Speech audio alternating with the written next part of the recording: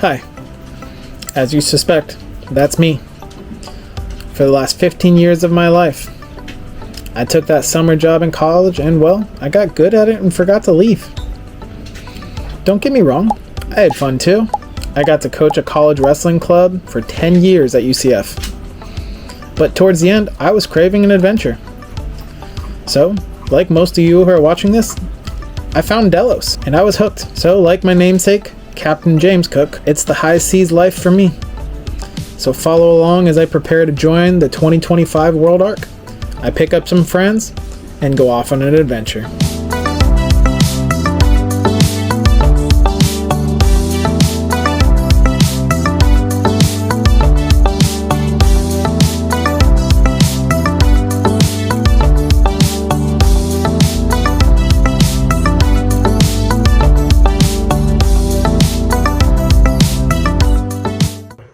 Today's episode, I'm going through all the teak decking. As you'll see in the video, many of the areas have worn completely through to where there's nothing left in the deck, and we find some hidden gems where they did not patch holes correctly. And we go about fixing that. So back to the video. So as you can see here, I'm using a rotor hammer and a floor scraper to go through and rip up that existing teak decking. At this point, it's more like a laminate than it is the teak decking. You can see how it scrapes it up pretty good as long as I leave the beveled side up. If I put the beveled side down, it tends to dig into the decking a little too much. That was definitely a trial and error thing that hopefully you guys will learn from. As you can see, some of the smaller areas, I definitely wish I had a smaller floor scraper because those tighter areas became real difficult and I ended up having to use a chisel there with a hammer instead of the floor scraper, which drastically slowed things down.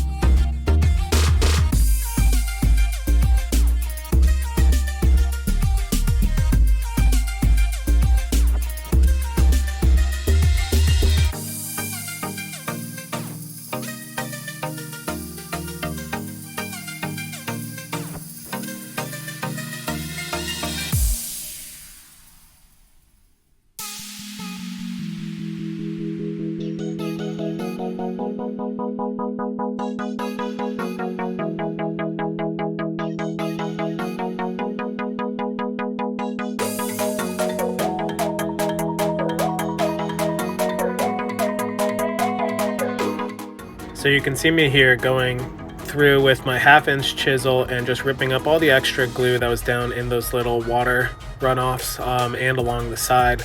It's real important that you take off that extra caulking so you give yourself a nice clean smooth edge to take care of all that stuff. It takes a little bit extra work, but the cleaner the surface, the better the application is going to be on the back end.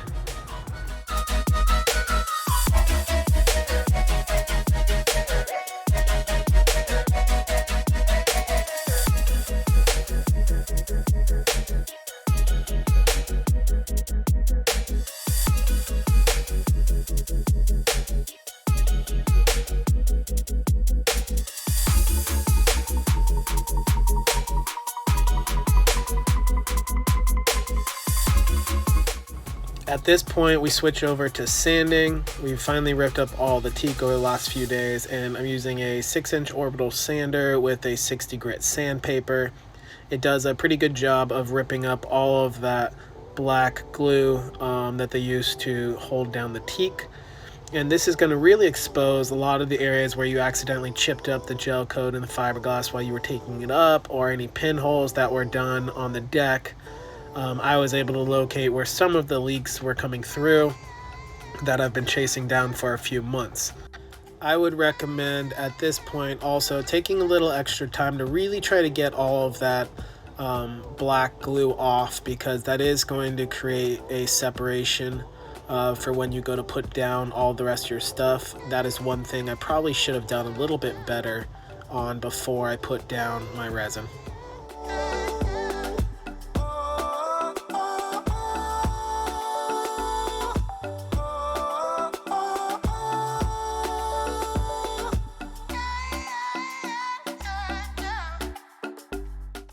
So as you see here, as we get a closer look, don't be afraid to change out your sandpaper pretty frequently. For the amount of time that you're going to save by changing it out, it's worth spending the extra money on a few extra pieces of sandpaper.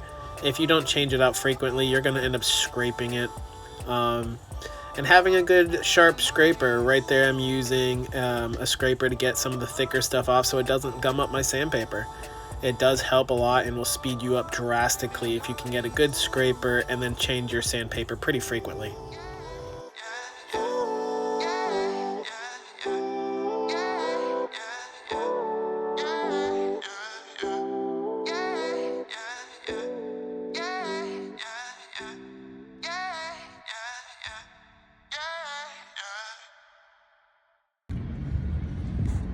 All right, so good morning. It's next day. As you see, we got all the teak pretty much taken up all the way to that bucket, and I'm gonna have to hand chisel out. But this morning, before it gets too late in the day, we're gonna go and put some polyester resin in all the spots where the fiberglass chipped up and smooth it over. As you see, I kind of already got started there.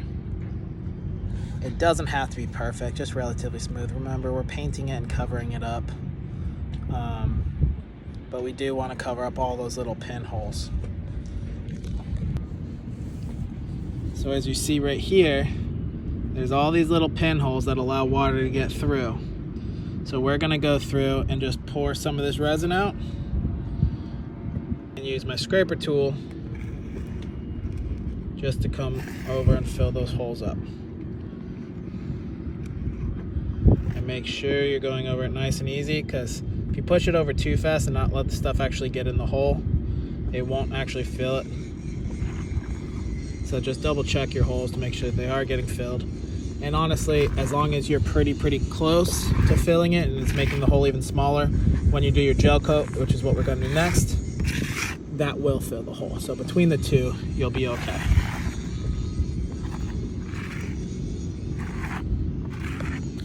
But it's as simple as that. Now we're just gonna go and do this entire deck.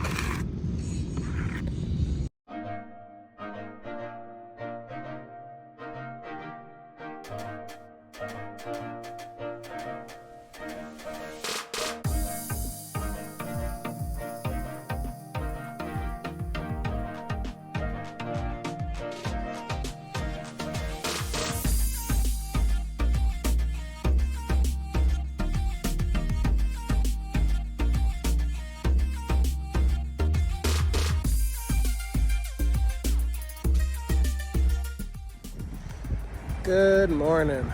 Should probably start, looking presentable for doing these videos, but yesterday was kind of a wasted day. Rained all day, so no gel coat. But today, looking like we got a few good hours, enough to let the paint dry at least. Hopefully it holds off. But we're gonna go through and dry up the deck and start putting our gel coat on.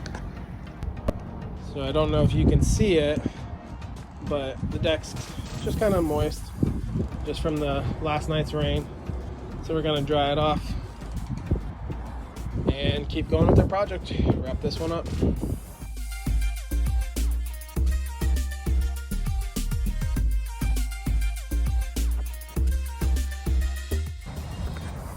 So I'm not sure what happened down here, but it definitely did not set.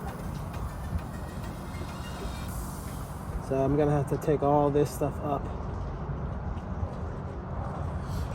I don't know if it didn't have enough time before it rained or what, but we'll have to clean up all that afterwards.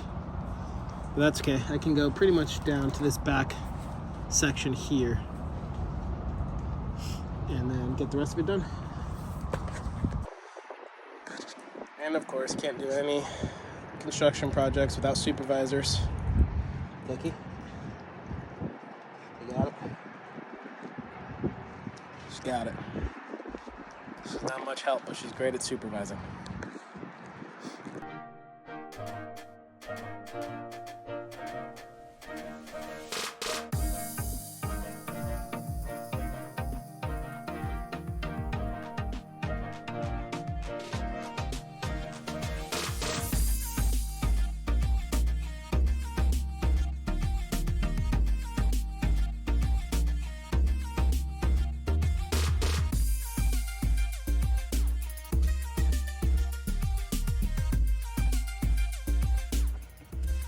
All right, just to go over some of the things we did. As far as the gel coat, it's just a Ace Hardware exterior white gel coat. There's nothing special about it. I'm sure there's better ones out there, but based on what I read and talked to the people over at Ace Hardware, for the application it's being used, it's gonna do just fine. I'm gonna probably do a second coat. That way I really, make a good solid coating on it. And don't be afraid to go too thick. The thicker it is, the longer it takes to dry, so, weigh that out on your options. But don't be afraid to go a little thick on it and use a little bit more, because you want to build up that base. That's what's gonna, make it a good solid surface on top of your polyester resin that you put yesterday, or that I put yesterday. Also, as far as the applicator, I'm just using a regular foam with a 4-inch roller. It's nothing major. This is all going under the C-deck. It's on top of probably 3 or 4 coats of gel coat already, on top of the resin and on top of the fiberglass. So it doesn't have to be a perfectly prepped surface. We're gonna cover it with the C-deck and it's gonna look just fine. No one's gonna see it for the next 5 to 10 years. And then they're gonna rip it up and make their mistakes, and then they're gonna put something else down. It's just a bottom surface. I guarantee if we went back to the fiberglass that was underneath this, it would look like crap as well. That's going to conclude this week's video. We've done pretty good work ripping up that teak, putting down the resin, and putting down the gel coat. Next week we are going to be installing the C-deck. So we've already done the other side, so I have a general idea of how to do it and how to line it up and where I want to line it up. That way it matches on both sides. And we'll show you what tools we use and how to cut it. So thanks for watching. See you next week. Bye.